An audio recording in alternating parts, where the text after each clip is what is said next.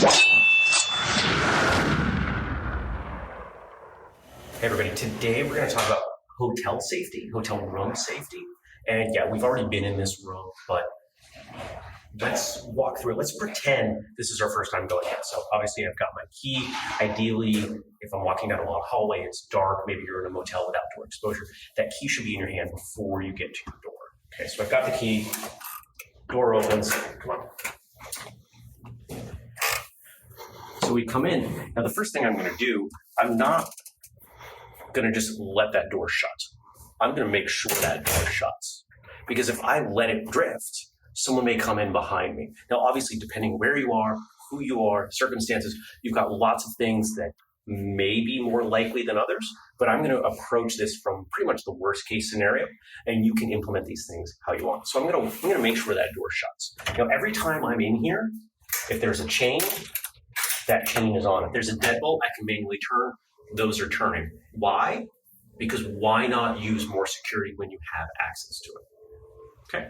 So the next thing I'm going to do is I'm going to evaluate this room. First thing I'm going to do when I come in beyond this, I guess the second thing I'm going to do is, does it look like somebody's been staying here? You ever been given a key to a hotel room and somebody else was already there? Yeah, that happens. If that can happen, you can happen to someone else. Okay.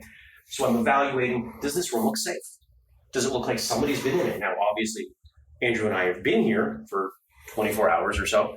So there's stuff around, but pretend that stuff isn't there. Let's take a walk through. I've got to turn the lights on.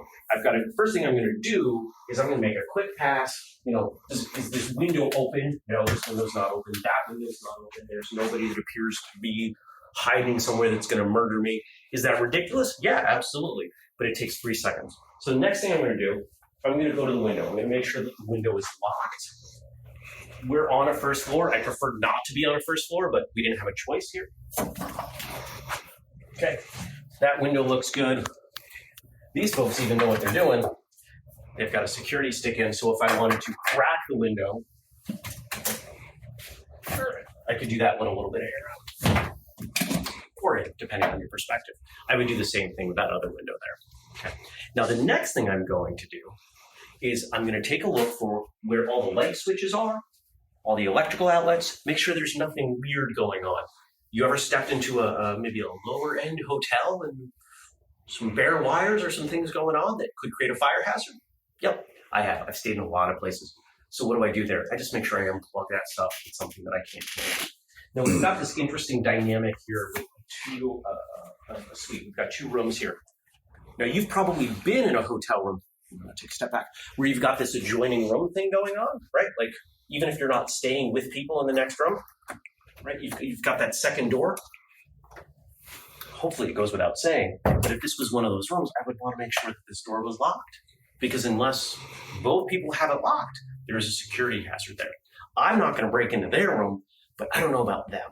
So I'm going to make sure that that door is locked. The next thing I'm going to do, depending on what time I come in, if I'm coming in the evening, most of the time I'm going to be in a hotel room in the evening, I'm going to sleep. That's pretty much the main reason we get hotel rooms. I'm going to make sure this is set up securely. Now, people will make a big deal about, oh, I want to be in the bed that's farthest from the door, closest to the door. It's a split-second difference. It's all but irrelevant. If I have a choice, yeah, maybe I want to be in this one because it's a little bit further from the door. It's a little bit closer to the window. Maybe I can get out the window if there's a fire a little bit sooner. It's pretty unlikely to make a difference. But if we look around, what are things that we've done? We don't have stuff laying all over the place yet. The top of the bed, that little bed ruffle skirt, I don't know what you call that. That thing fell off the bed overnight. But one of the things that I will generally bring when I stay in a hotel room is pepper spray. Like any tool, I should be training with it. This one I don't. I keep the plastic on it, less likely to go off in my bag. Okay, so that's there. Is it something I want to use in a confined space? No, but we have to balance our defensive options with laws. Bringing a firearm into this space in the way that I would is not legal where we are. Okay, we could have a whole discussion about whether or not that should or what. It doesn't matter. We're trying to follow the rules as they are. Oh, this key should be in my pocket at all times. Okay. I could check and make sure the phone works. seems to work. That's a security thing. Not as big of a deal over the last, 15 years since everybody has cell phones. Notice that these curtains are shut. Yeah, it's nice overnight when, to keep light out, especially if you're in the city. But do I want people who are parked there looking in what's going on? Maybe you do. I don't. I have no desire for that. I'm going to keep that shut, especially if I'm on the first floor. Okay. Now, let's say there isn't a chain here. Let's say there's no way for me to prevent someone getting in from the inside if they have a key. Some unscrupulous hotel worker, right? Or who knows, whatever. I don't let cleaning staff in my room if I'm at a hotel overnight. I'm not going to dirty up my house in 24 to 48 hours that I feel the need for people to come in. If you feel differently, that's fine, but I can't get to the level of security of physical possessions that I think is a minimum standard. If you do, you're probably not watching this video anyway. So I'll just say, hey, can I have a towel or whatever if I need something? But let's say this chain's not here and I want to prevent somebody from getting in. If I don't have something to barricade the door, let's say there's no chain here, it's going to be really hard on this tile. Let's pretend there's some carpet there, and I'll show you what we can do with in this actual situation where there's tile. Okay, so I can take a towel, I can roll it up, and I can use my key to wedge it under the door to create some more friction. You can see it's got less give. It'll certainly open here, and that's because it's tile and there's no friction, and I can't do anything about that. But if it was carpet, that would work really well. Now, what would I do if I'm talking about tile like that? The best thing I can do, I don't have one of them, so the chair at the desk has wheels, so I can't wedge that. So what would we do in the event where we have tile here and you didn't bring some fancy rubber doorstop that you can wedge under there, which, by the way, you can get pretty cheaply, like a home supply store, Home Depot kind of thing. I can set something up that's going to create some noise. So the best thing that we've got here, I can take these footstool sort of things. They don't weigh too much.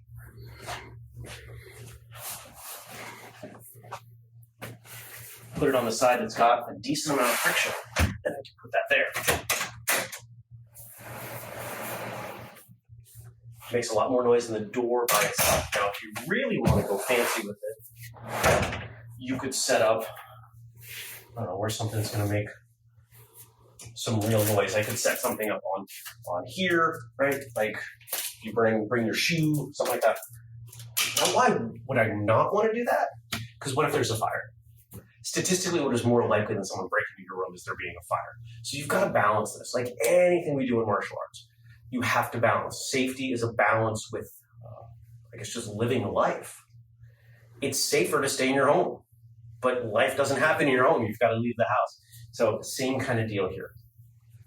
I think the number one takeaway I want you to have from this episode is I want you to consider safety in places that are not your home.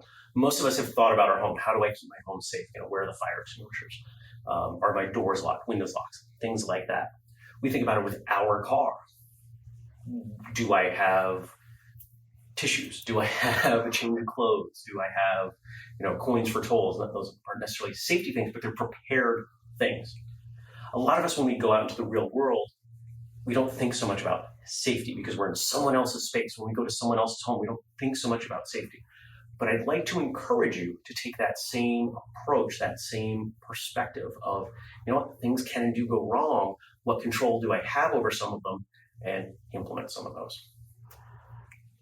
If we went down the rabbit hole on every single tip we could do in a hotel room, this thing would be way too long. So I'd rather cut it here. If you have ideas, tips, other things that you want to add for people, drop them in the comments. Otherwise, thanks for watching and listening.